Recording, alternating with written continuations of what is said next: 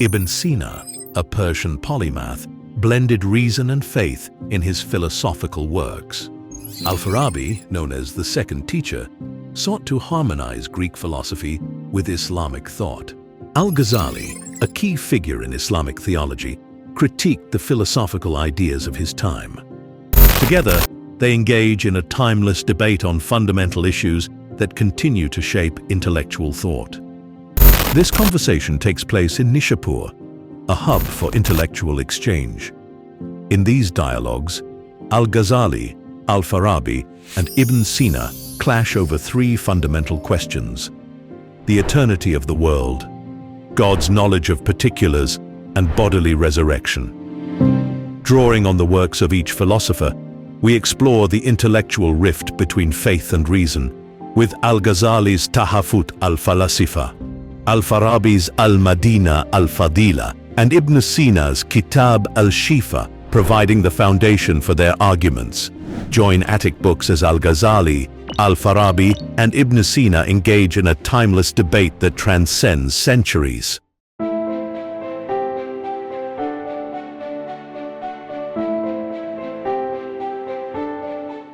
I address you, Al-Farabi and Ibn Sina, as two of the most esteemed philosophers who sought to harmonize Greek thought with Islamic theology. However, I must say, your philosophical inquiries, while intellectually stimulating, undermine the truths of revelation. In Tahafut al-Falasifa, I challenge your views on three key issues: the eternity of the world, God's knowledge of particulars, and bodily resurrection. By advocating for the eternity of the world, you deny the fundamental Islamic principle of God as the Creator, who brings the universe into existence from nothing. How do you reconcile this with our faith? Respected Ghazali, it is not my intent to oppose revelation, but to elucidate the truths within it using reason. When we speak of the eternity of the world, we do not negate creation. Rather, we argue that the world exists eternally as a consequence of God's eternal will. Just as light emanates from the sun, the world emanates from God without diminishing his power or authority. This does not contradict creation ex nihilo, for what we describe is the mode of God's creative act, not its negation. I concur with Al-Farabi. Moreover, the eternity of the world is not an assertion of independence from God, but a demonstration of his continuous act of creation. By attributing eternity to the world, we highlight God's unchanging nature.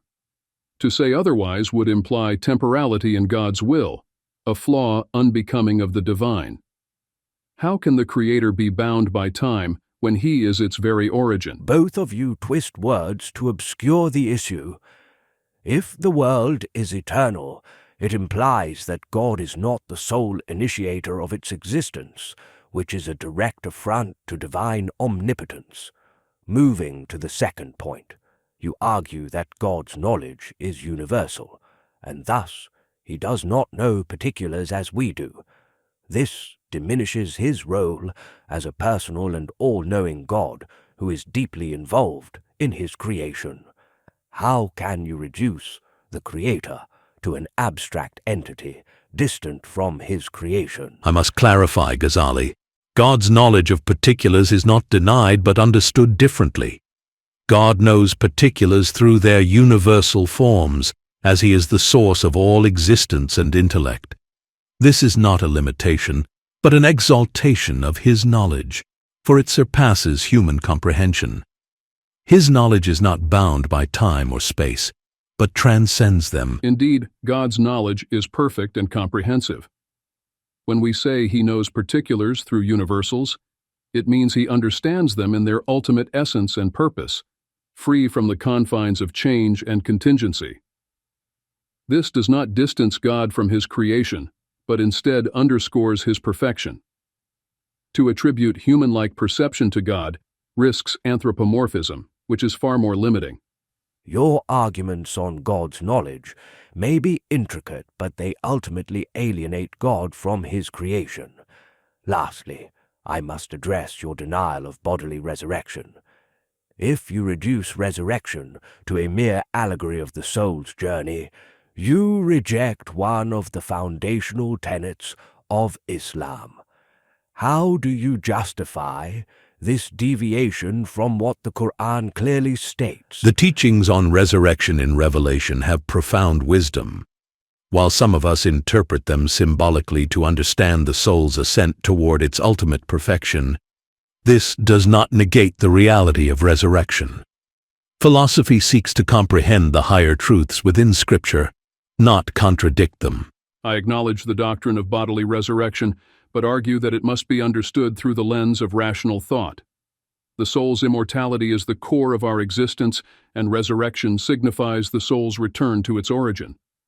The bodily forms described in Scripture cater to the masses' understanding, yet the deeper truths await those who seek knowledge. This is precisely where philosophy errs, by interpreting revelation to fit philosophical frameworks. You risk distorting divine truths. God's message is for all, not only for the intellectual elite. Philosophy must bow before the clarity and authority of revelation, for when it oversteps its bounds, it becomes incoherent. And yet, without philosophy, how do we protect revelation from literalism and misinterpretation? Philosophy sharpens the intellect, enabling us to appreciate the grandeur of revelation more deeply. Indeed, Ghazali, philosophy is not the enemy of revelation, but its companion. If we engage in dialogue rather than polemics, we may discover harmony between faith and reason. Let us not undermine each other, but work to bridge these worlds for the benefit of all. Your responses are eloquent, but I remain unconvinced. Yet I respect your dedication to knowledge and your desire to reconcile faith and reason. May our debates inspire others to seek truth, guided by both the heart and the mind.